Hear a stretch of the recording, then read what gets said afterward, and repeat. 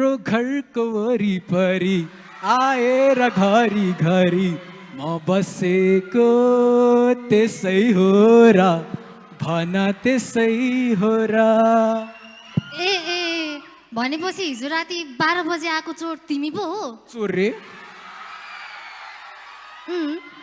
तिमीले मेरो मायालाई अहिलेसम्म बुझाएको छैनौ? भयो भयो छ्या, तिम्रो जस्तो झुटो माया मलाई चाहिएको छैन। अहिले यता मसँग मस्किने अनि एकछिन पछि जुनियरहरूसँग गएर फ्लर्ट गर्ने, यस्तो झुटो माया मलाई चाहिँदैन। मुटुमा ढुङ्गा राखेर यो कुरा त मैले खप्नै पर्ने भयो, तर पनि ठिक छ नि त नि।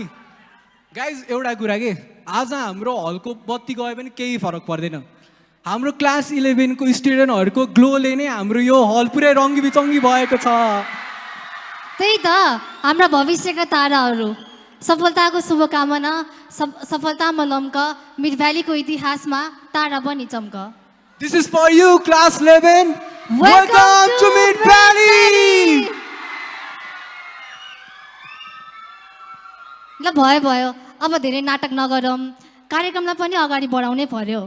So guys, आजको पहिलो हाम्रो प्रस्तुति न, सबैजना एक्साइटेड हुनुहुन्छ कि हुनुहुन्न? हाम्रो भर्खरै फर्मल सकिएको छ, अब हामी इन्फर्मल तर्फ जान्छौँ। इन्फर्मलको लागि हामी पहिलो प्रस्तुतिको लागि बोलाउन चाहन्छौँ। So for the first performance of this welcome program, I would like to call Manisha and Swastika for their performance in Dompuko Selo. Please welcome them with a big round of applause. जङ्गबहाई नाचौँ कमर भाँचौँ डम्फुको तालैमा, हाँसीमा राखौँ बोलीमा राखौँ एक बारको जुनीमा।